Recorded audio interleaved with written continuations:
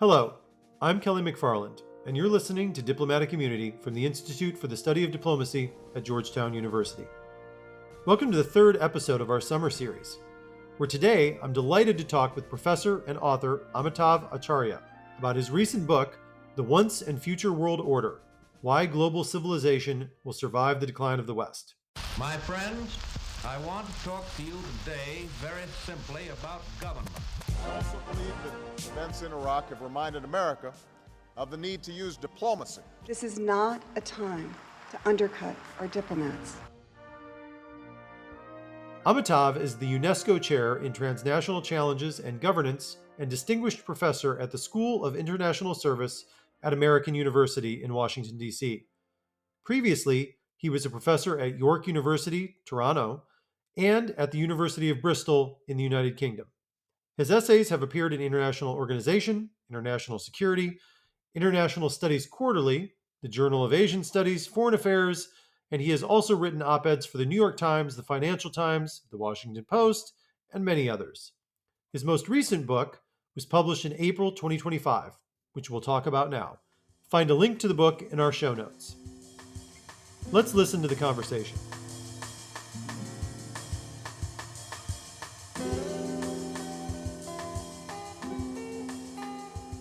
All right, folks, welcome back to this episode of Diplomatic Immunity, and I'm excited to be joined today by Amitav Acharya, who is a professor at American University and who is the author of The Once and Future World Order: Why Global Civilization Will Survive the Decline of the West.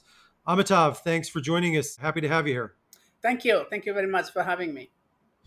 So I really enjoyed the book. And as we were talking about it before we started recording, I teach a master's class here at Georgetown on globalization, the history of world systems, and things like that. So this book really fell into my wheelhouse and I really enjoyed reading it. So just to kind of start off at the basics here, where did the idea for this book come from? And I know you've written on issues like this and you taught and do teach an undergraduate course on subjects of global order and stuff before. So did this come from that? Like, where did you come up with the idea for this? Well, you won't be surprised with my answer. Actually, the first impetus was actually my own teaching at American University. So I, like yourself, taught a very big, broad course. And initially it was about global governance, but then I decided to go back in history. And I got interested in the history of a world order. And I created a course in 2014, I believe, on civilizations and world order. And while I was looking for a textbook or texts for this course, I found that really there is nothing that satisfied me, given my interest in non-Western history, non-Western civilizations. Actually, the best-selling book at that time that had just come out was Henry Kissinger, his book World Order, Yeah. 2014. And I decided to use it. I actually went to his book talk and in Washington, and I found that looking at this, I really thought I cannot just give that book only to my students, because it's the first two chapters after introduction starts from Europe and then ends up with the United States. And in between are other civilizations. Islam is seen as a world in disorder. India gets like a section within Asia, China also a section, and ends up with the United States as the savior of the world. So you Yeah. can take a look at the table of contents. So while I thought this is useful, I do have a lot of respect for Mr. Kissinger as a diplomat, as a thinker, even though I don't agree with a lot of his ideas.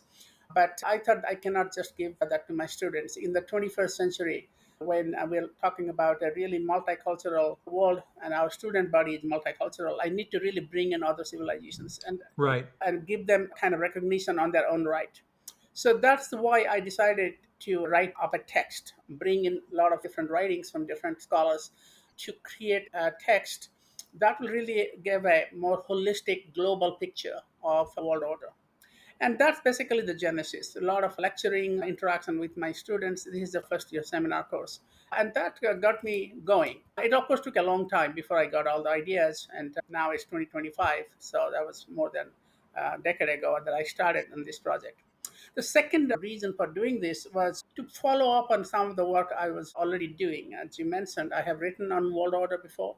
And one of the books I had published in 2014 called End of American World Order. And that Mhm. was covering only the period after World War II. So the so-called liberal international order, how it came about and what are its limitations. And that book actually became quite successful. And it was actually successful and it kind of anticipated the sort of decline and collapse of the liberal international order, which we are seeing now, although it's not completely gone yet and soon completely go. But my book was actually written in 2013 when I was a fellow at Oxford, but it was published in 2014 when Barack Obama was still the president. And people thought Hillary Clinton will succeed and liberal internationalism is going to be alive and well.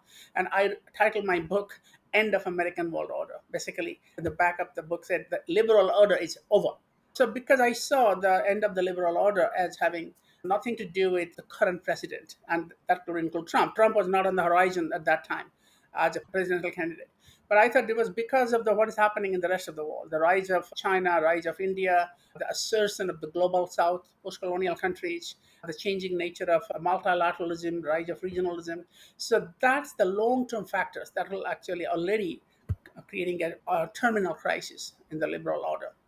So, putting this together, then the question people ask me, what comes next? So, if the liberal order is going to be over, what comes next? And I came up with this idea of the multiplex world, but it was not really fully developed. So, this book then became a kind of my way of giving an alternative, not only an alternative history of the world, but alternative framework for reorganizing the world.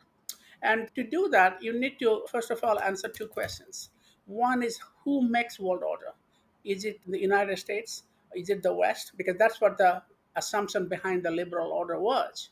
Now the liberal order is decaying or dying. So who is going to make the liberal next world order? And related to that, the second point is that where do the ideas and the possibilities of the future world will come from? And that's when I decided to go back in history. I said, we have a 5,000 years of at least fairly known history. And there are many civilizations and so called nations and powers have come and gone. And many of them have created their own world orders. And we can start from the Egyptians, we can start with Persians, India, China, Islam, the Incas. So why don't we really mine the past? Although I don't believe history is cyclical or repeats itself, but history provides you a rich menu of possibilities. And you can look at, is the Westphalian system really permanent? It's already only been around for a little more than 400 years or so. But we have a 5,000 years of history. So why Right. don't we go back and look at history? And that's really got me to work on this book, go back in history, and without assuming all this will come back. But I think, we're human beings, we're talking about human civilizations, human societies often create similar solutions to similar problems, no matter what they are. So problems of conflict, violence, cooperation. So I thought this will be a absolutely important exercise. To answer what's coming in the future, we need to really look at the possibilities and ideas and frameworks out there in the past. So those two things came together, and then I got working on this book. Yeah, and it really does come across in the book. When I teach the course on globalization and world systems and global order over the course of millennia, it is one of those things you talk about where there's few and far between books that cover everything, that are very broad and look at the different systems and what they mean for today. There's the new book, Josephine Quinn, How the World Made the West, that I used last fall.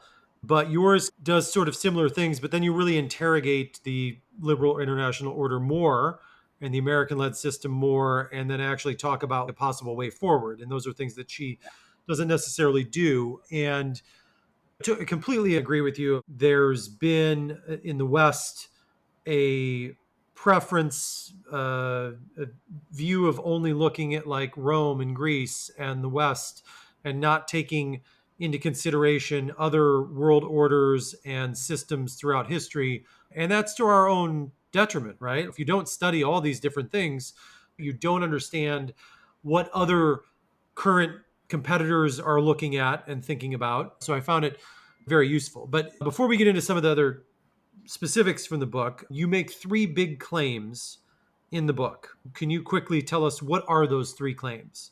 Yeah, thank you, Fred. I just wanted to go back one step and just mention why my book is different from some of the books you mentioned, like it's Yeah. just Ukraine, Peter Frankopan, John Yeah. Hobson. These are all great scholars. I have a lot of respect for them.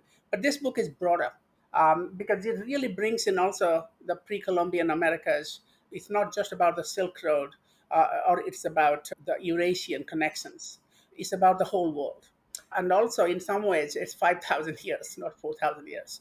Joseph and Quinn's book is 4,000 years. So, without any disrespect and really valuing their contributions, my book is not only broader and deeper in history, but also it does something that they don't do. That's the history of ideas.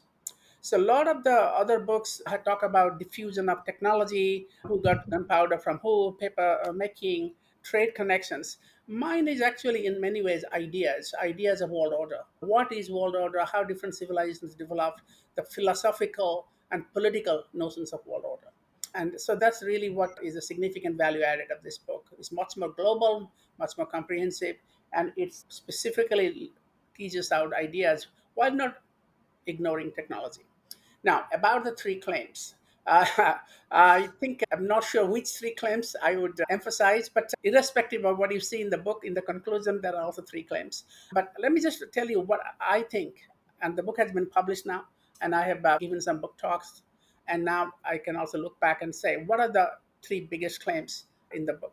The first one is that world order is not a monopoly of any civilization or region, or that is Europe or Asia, or a civilization China, or a West, or a Islam or India. It's not a monopoly of any civilization or region or nation, but a shared creation. Now, a shared creation by means that different elements or ideas and institutions of world order, including, by the way, the contemporary world order, not just the world order of the past, but the contemporary world order. So, like independence of states. Some people call it sovereignty, but the idea that we'll have an independent state system rather than an empire. The idea of, well, diplomacy. You are an institute of diplomacy, peace treaties and negotiations, idea of interdependence, economic interdependence and free trade, freedom of seas, and humanitarian values, including Mhm. but not limited to human rights, and a rational mode of thinking, how to think rationally about cause and effect.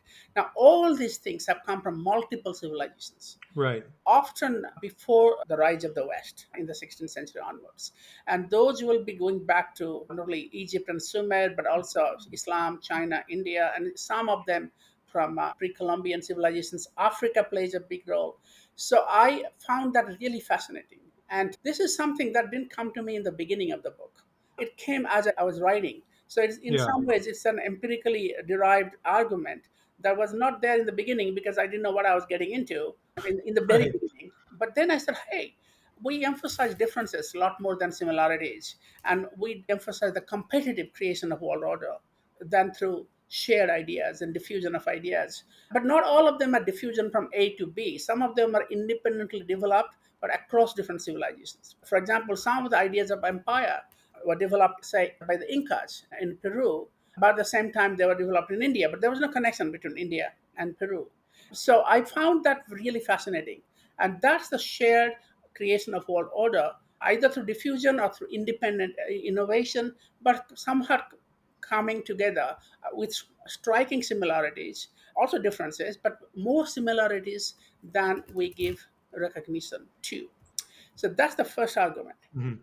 The second broad argument is that the world order we have today, what we call the US led, West led international order, we call liberal international order, it is collapsing in crisis. Again, I was probably the first one to talk about the end of the liberal international order, not just decline of the West or decline of the US. That other people have said, but the end of the international order that the West built or America built. My book in 2014 was the first to talk about this. But really, does it mean total chaos, total anarchy? So my second argument there, therefore, the end of the American-led world order does not mean the end of world order. Okay, Yeah. the world order is much broader than what the United States created. Again, this order has been around for a few decades, and the history of world order goes back to 5,000 years. And so the end of the US-led liberal international order doesn't mean the end of world order. It doesn't mean there will be total chaos, anarchy, and order will disappear. And that's an argument you hear from a lot of people. that Right. our world order is collapsing. Yeah. So I actually argue the contrary to that, that it will be actually an opportunity to build a much more just and inclusive world. Not necessarily a paradise. I mean, no world order has been totally peaceful, including the last one, the liberal order, at least not Right. for the developing post-colonial countries. So it will be an opportunity to build a more inclusive, just world, and also possibly some new ways of cooperation and peace. That's the second argument. And the third argument is that the future, the coming world order, people sometimes say it's going to be multipolar, or some people say it could be bipolar, US and China. Or there are some people who still think we'll go back to revived American world order. I mean, especially Trump talks about making America great again. That's kind of built in rhetoric, but he's not alone. There are people who think liberal order will revive. I think all of these are not going to happen. Of course, the world will become more multipolar, but multipolarity is very narrow and kind of a specific Eurocentric way of looking at world order. Multipolarity, all these other alternatives that uses the language of polarity, whether it's unipolar, bipolar, or multipolar. It's all about power in a material sense. Who has more economic and military capacity? Now, multipolarity comes close, but it's also very narrow and inadequate to describe what's happening in world order. So I coined the term multiplex. Hmm. Multiplex then brings in ideas and interactions and not just distribution of power. And it also gives agency to not just great powers, but middle powers, regional powers, and all kinds of other actors, transnational civil society, and corporations. So Right. the Yeah. things that multipolarity kind of ignores and marginalizes. So multiplex is a world that has no single hegemon or a group of dominant powers. It's decentered, but still connected. It's not totally polarized. And where cooperation and also conflict happens because of not only interaction among great powers only, but also all kinds of other actors, including non-state actors. So those are the three. The world order is a shared creation, not a monopoly. The end of the US-led international order does not mean the collapse of world order, but maybe an opportunity to build a more inclusive, just world. And the coming world order is not a unipolar or bipolar or multipolar, which are narrow, inadequate terms, but a multiplex, where we would have a power, ideas, and interactions involving a whole variety of actors going together. I really like the notion of the multiplex. You have a much more optimistic view of the future of world order than a lot of the authors that were writing and that were reading in the West. And that's what drew me to the book, and why I like the book is because it offers up that differing view, but also one that is optimistic about the future of the world order. And getting more into the meat of your book now, you talked about the different systems, the Incas, the Mayas, which I really enjoyed the sections on the Mesoamerican empires and what they brought to the table, because I do feel that those are overlooked systems and empires a lot of times when you read this sort of stuff. And Islam, India, China, Persia, all these different things. Your arguments hinge on these examples in the ways in which the current order has built upon and taken from these previous orders. So when you were doing the research and writing for this, what were some of the things that stood out from you, whether or not it was Islam or China or India? Right. Well, there are so many. The entire book is Right. built Yeah. around this, but let me single out two or three. So, one thing is about great power cooperation, the Amarna system between Egypt and its neighbors, including Hatti, Mitanni, Assyria, Babylon, and I have to say too, I found that section fascinating, especially how old it is. yeah, Looking back at that and like thinking about the fact that was going on that long ago. and how they maintain peace and stability in the region. A bunch of great powers interacting through diplomacy, gift giving, correspondence, and they kept peace in the so-called ancient Near East for 200 years. Yeah. Whereas the concert of Europe in the 19th century, which is a similar arrangement coming much later, only lasted for less than a century. In fact, you can say effectively less than half a century. Another example is actually even more striking in many ways because it's concrete and written in stone. Well, Amarna is also written in stone, but in cuneiform tablets. But this is even more specific, is the Kadesh Treaty, a Treaty of Kadesh between Egypt and Hatti, Egyptians and Hittites, in 1259 BC. And that treaty laid out principles of non-aggression. So Egypt should not invade Hatti, Hatti should not invade Egypt. If an enemy of Egyptian king escapes to Hatti, king of Hatti will capture that rebel and send him back to Egypt. And also alliance. If Egypt is attacked, Hatti will come to defend Egypt. And if Hatti is attacked, Egypt will come to defend. I mean, these are fascinating. These are almost like what you have in the United Nations and NATO. Yeah. And almost the wording may be slightly different in language, but they're written down. So the first peace treaty, the idea of diplomacy, great power diplomacy. Now, another example that I found fascinating is, I think people ought to find fascinating, is the creation of the freedom of the seas principle, a norm that oceans are open, a common shared heritage of humankind. Now, we give credit to Hugo Grotius, the Dutch philosopher who wrote a book called Mare Liberum, early 17th century. But actually, that idea that seas are open was actually prevalent in the Indian Ocean for centuries before Grotius. And in fact, it was ironically, although not surprisingly, the arrival of the Portuguese and the Dutch that killed off their principle. Yeah. So the Indian Ocean was actually a mare liberum. Anybody can trade. Is the largest oceanic trading system in the world. Oceanic. That's before the transatlantic trade developed or trans-Pacific trade developed. So it connected Africa with Arabian Peninsula, with South Asia, India, with Southeast Asia, all the way to China and Japan. And it was not controlled by any single empire or any empire. Empires actually did not rule over the sea. Their writ only went as far as land. Only small port city states like Malacca in the 15th century, or Malindi in Eastern Africa, Mombasa, Hormuz, Aden, Calicut, they actually managed this freedom of trade and freedom of seas. And when the Dutch actually attacked the Portuguese, because Portuguese won't deny them the right to trade, because Portuguese had been there first and established their own monopoly. To cut a long story short, the Dutch looted a Portuguese ship, sold its goods in Amsterdam. The Portuguese, of course, didn't like it. The Dutch wanted to justify why they did it. So they hired a guy called Hugo Grotius. He was a young lawyer whose actually cousin was the captain of the Dutch warship that actually sank the Portuguese merchant ship. Okay, so then Grotius wrote a legal brief that became the basis of Mare Liberum. Now, where was he getting these ideas? The Indian Ocean already was before the Portuguese arrived in Malacca in 1511, or even in India a little earlier than that. Was a Mare Liberum. He might have got some ideas from Europe, but I think that in practice, the Indian Ocean was Mare Liberum. Anybody can trade as long as you pay a small duty, 4 to 6%. And it was written, it's rules based. The rules are actually written down in a document, for example, called Undang-Undang Laut Malacca, Maritime Laws of Malacca, which is still available. It specified arbitration procedures, conflict resolution procedures, who has what right. So it was rules based. We're talking about rules based order. And it was prosperous because that's the reason why the Europeans came to Asia, is because of the prosperity caused by this trade. Yeah.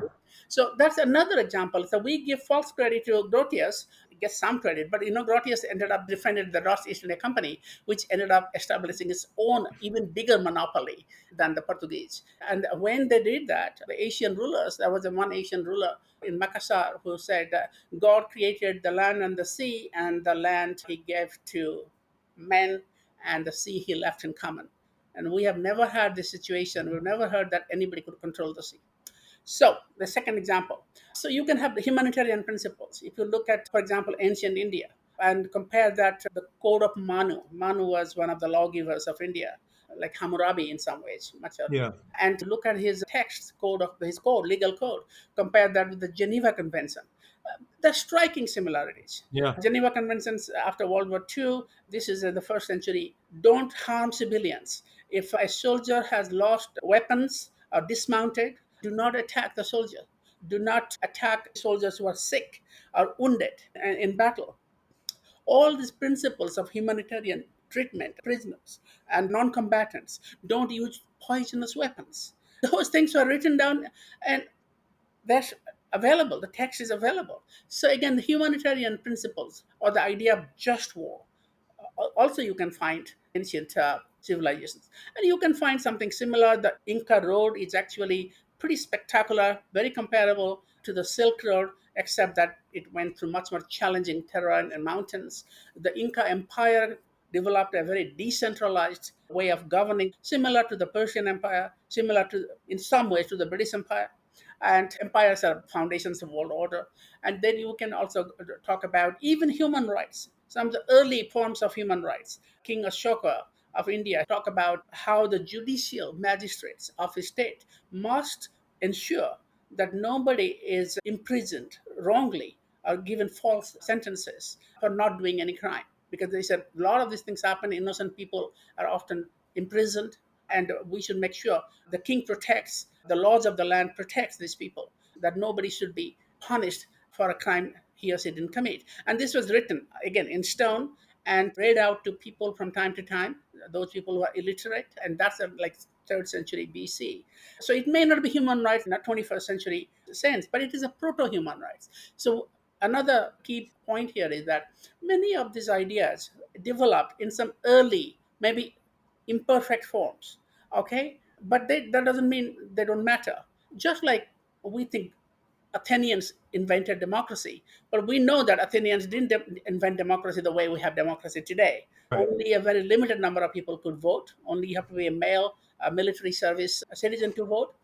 And also, you don't have individual liberty. Greek city states didn't have individual liberty, they had the liberty of the state.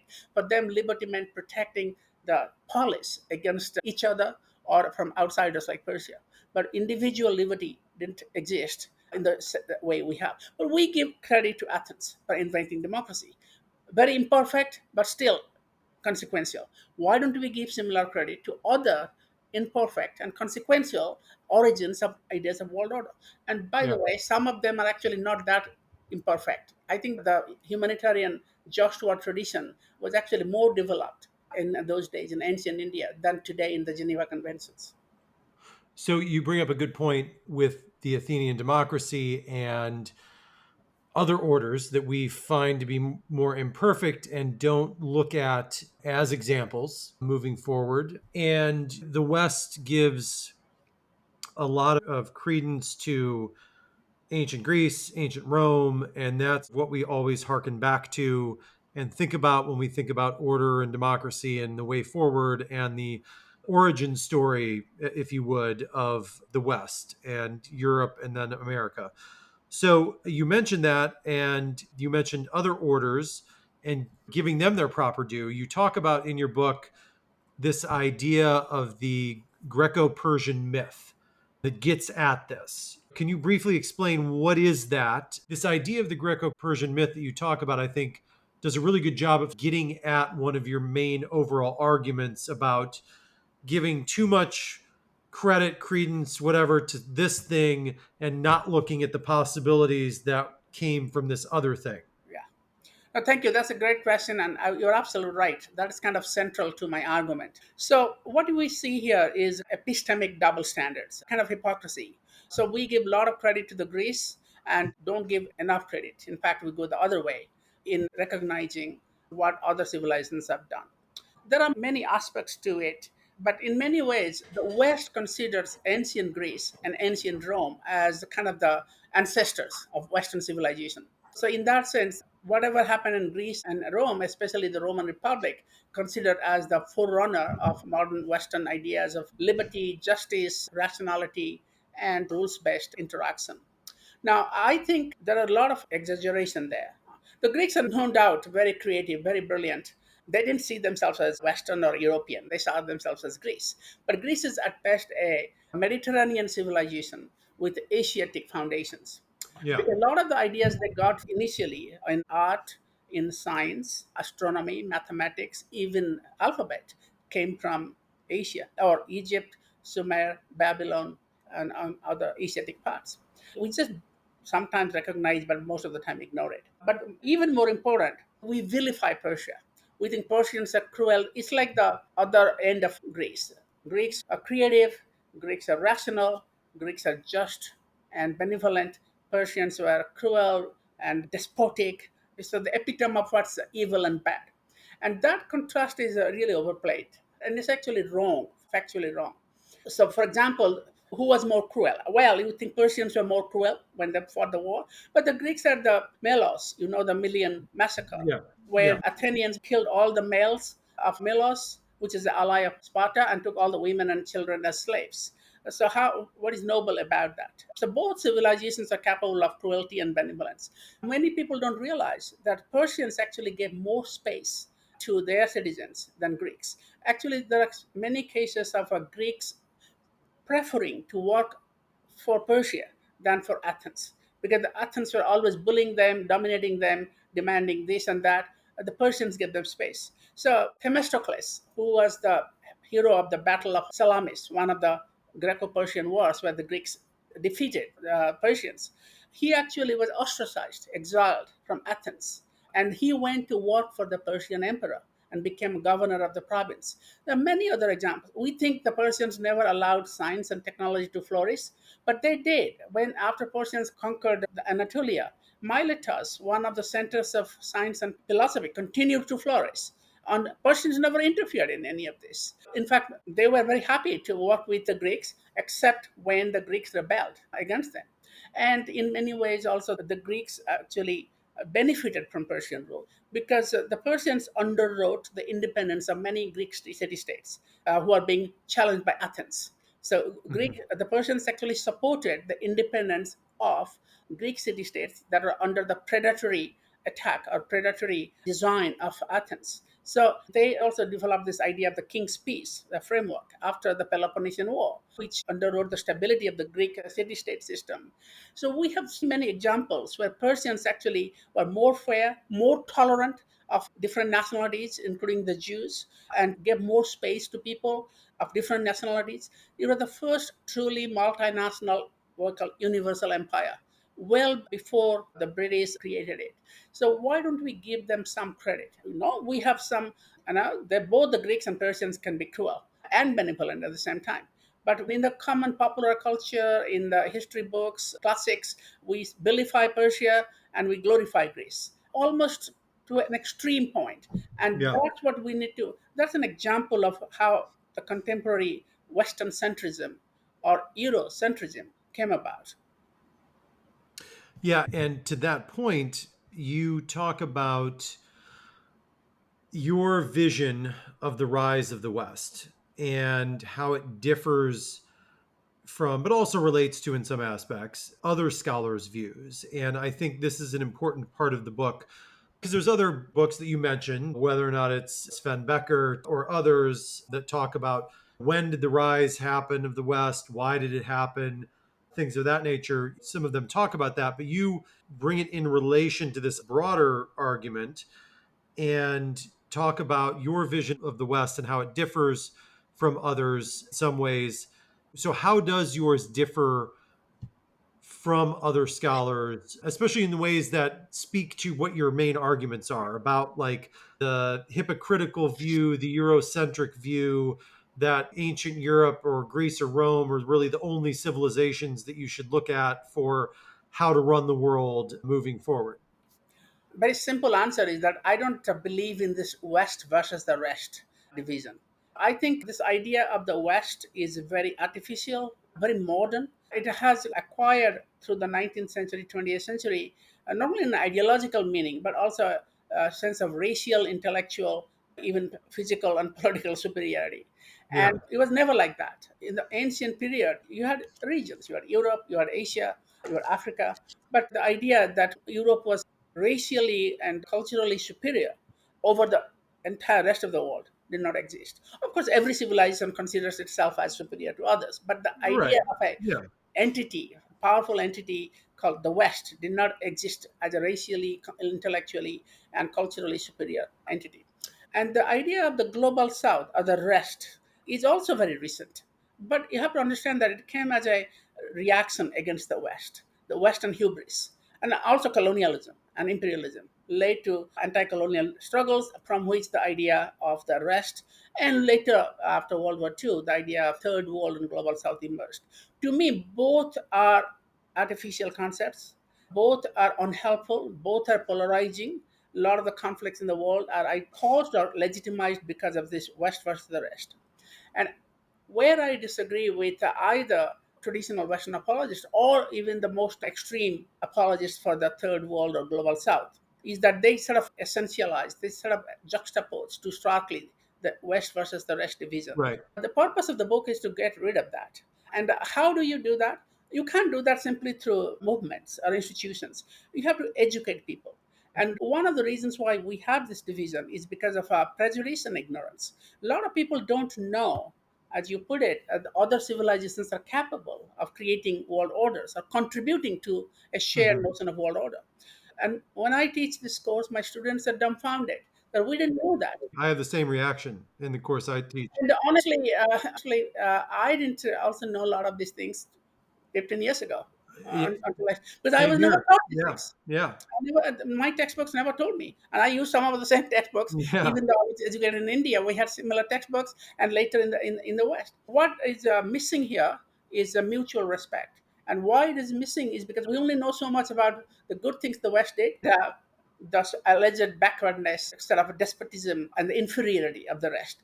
Now, if I can create a narrative which is based on fact, it's not interpretation, that actually all are capable of positive ideas to stabilize the world, make it more peaceful and prosperous, then we will have mutual respect. No matter what the present looks like, but through history, the West and the rest did not exist, and all civilizations, there are a lot of mutual learning and, in fact, mutual respect as well among civilizations, despite wars and conflicts.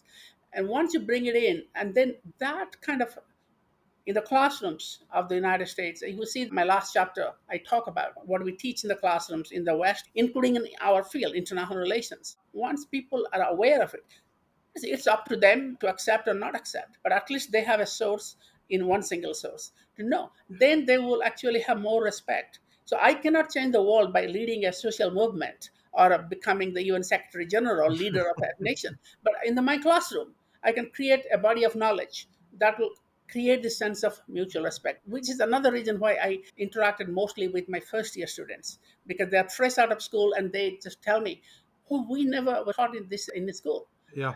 I said, precisely. Neither did I, by the way. So let's just learn together.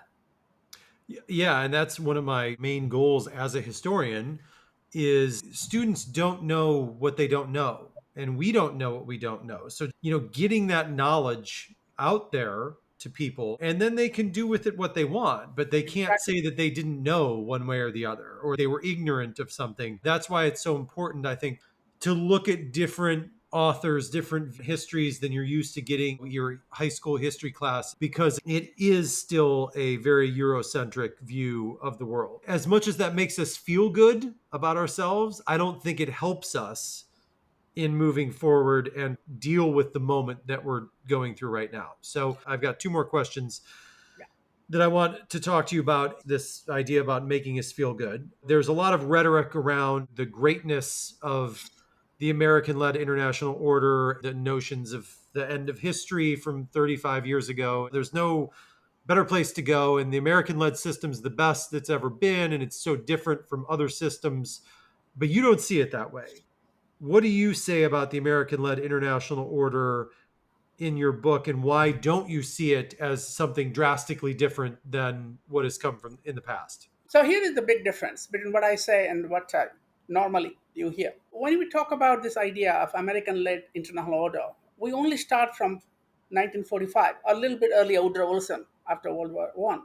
We don't look at how the United States was created. And there is this narrative of American exceptionalism. America is different not only from any other civilizations in the world, but also different from Europe. America did not pursue imperialism. America pursued multilateralism as opposed to alliances and balancing of power. These are the things that you hear about the American world order 1945 onwards or 1919 onwards. But what happened before that? You cannot understand post war American led international order without looking at how it was founded. And this is becoming very relevant today now that the post war American order is unraveling. Some of the unsavory aspects of the American led international order are coming to the fore. I think the United States after World War II did a lot of great things. It's been overall, I think, a force for good for many countries. We can make the best use of that idea if we acknowledge some of the things of the past. And here is a country that was founded on imperialism, slavery, and racism. In fact, slavery continued in the United States long after it was abolished in Europe. Racism, the legacy of racism survives to this day. Racism and slavery are interconnected. It was not the racism that led to slavery that led to racism because of the way African slaves were treated. Including by some of the America's founders. Then there was also America not imperialist. So, what do you think of the Native American civilization? There was Iroquois Confederacy in northeastern United States, which actually existed peacefully for over 500 years, if not longer, as an example of peaceful coexistence. Benjamin Franklin wrote about them and commented on them. Those are very civilized interactions. Who and how they were decimated. So, who took their territory? Now, of course, the foundation of the United States basically was possible by taking over the land and the territory of the Native American civilizations, and also sphere of influence. Well, within the Russians have a sphere of influence, and the British have a sphere of influence. The Germans had a sphere of influence. The United States had Monroe Doctrine, which continued well after World War II, and in some ways continues today. So, if you bring it together, my big point here is that United States is not as unique as its proponents claim, because we don't take into account some of the earlier histories of the United States. Those histories have not completely disappeared. History may not repeat itself, but it doesn't also disappear completely. And we see that once the facade of the liberal order, which in many ways was very tolerant and inclusive. Not completely so, though. There's a lot of violence and injustice there. But even if we accept that, but we take it away and see what was the foundations of the United States, none of these things that is happening today surprise me. The thing is, we can have even more respect for the United States if it acknowledges its past, and that gives us ammunition to challenge some of the things we see happening today. I think you hit the nail on the head with that. One of the things I teach in my class is the fact, the period we're going through right now, especially when it comes to higher education and the teaching of history and what is allowed or might not be allowed. When you teach a history that only talks about all the good things your country has done and is doing, or that your group has done or is doing, you can't really progress forward because you don't look at the things that you failed at and you don't then try to get better. I can look at all of the history of the United States, good and bad. I can understand the good things that it's done and take that into consideration and be happy about that and proud about that. But I can also look at the bad things that it's done and feel bad about that, but then say, okay, how do we get better from that? And if you don't look at those bad things, it's much harder to sort of think about the ways you can get better because you already think you're exceptional and you don't need to change or don't need to take constructive criticism or look at others for ideas. And I think it's a very dangerous way of looking at the world. I completely agree. You put it in a nice way, and it's really important for us as academics when we see all kinds of ugly things from our leaders and also in our society, that we do need to keep this in mind. That acknowledge the bad and the ugly, but at the same time, by doing that, you could actually be great. Yes, exactly. If you don't think there's anything to fix or get better at, then you're not going to get any better. Last question here. You're an optimist when it comes to the future world order. Most people that are talking about the end of the liberal international order and the American led order see it in a pessimistic way. You see it as a chance to get better. So, what are some of the things that you think America and the West need to do to help create this more optimistic world? Yeah, I see where this question is coming from. And most recently, the day my book was published, the New York Times decided to publish an op ed by me. And they titled it as "There is some optimism about the post American world order." That was not my title. Newspapers don't let you. Right, exactly. Yeah. The editor told me that they experimented with a few titles and they found this one has the best resonance among the readers. And I have no problems with that. But I think we have to understand my optimism is relative. Hey, today, anybody who says the world is not going to crash on our head tomorrow is an optimist. So, it's just, so, That's so a pretty low bar, though. yeah, but there's so much pessimism, darkness out there, especially in the Western countries, the capital countries, which are kind of relatively on the losing end of this change. That anybody who says, "Hey, the world is not going to fall apart," is an optimist. So, what I actually say in this book, first of all, I say the world is not going to be a paradise. There will be conflict, there will be violence, but no world order, including the so-called liberal international order, was not benign for most countries in the world. So all world orders have attraction and ugliness. All civilizations are good and bad. What we have today is not sustainable, whether we like it or not. The history is changing. The non-Western countries were under colonial rule are slowly emerging. There's nothing you can do about it because it started from such a low base. So instead of griping about it, being unhappy, let's embrace it. And then you can find opportunities here. And those opportunities can be exploited by looking back in history and see that, hey, in the past, there are many other civilizations who actually contributed to positive, progressive ideas. And those ideas are not necessarily from the West, and those ideas have not completely disappeared. So history then provides us a room for pessimism and optimism. But the return of history here is not what Fukuyama would say, the collapse of the good world order. That's the extent of my optimism. That just because the West is declining, the US led liberal order is declining, doesn't mean the world is going to fall apart. In fact, we will make this into a self fulfilling prophecy if we dwell too much on this. Instead of looking forward and make use of our shared creation of world order, and the fact that the United States is declining doesn't mean these ideas are going to disappear. So I am an optimist in that sense, talking this language at a time when everybody is dark and pessimistic. And also, I think there is a basis to my optimism that there are other civilizations who believe in similar ideas. I'm going to give you one example. President Trump has basically tried to demolish multilateralism and free trade. The vast majority of the countries in the world are not going along with him. They are not siding with the transactionalism. That's a justification for optimism. American courts are not going along with that. That's my basis for optimism. And your comments make me think to E.H. Carr gave a series of lectures at Cambridge in 1961, and he was explaining how history is written and how historians look at things and how it's relative to your society and all these things. And he was explaining and talking about in British academia was always this progressive view of like history is progress, right? We keep progressing to something better. But then after World War One, after World War Two, that view died and there was a much darker look at that. And he was like, it's all relative because now British historians might have to do their own house cleaning. Somebody else is gaining independence and colonialism is ending.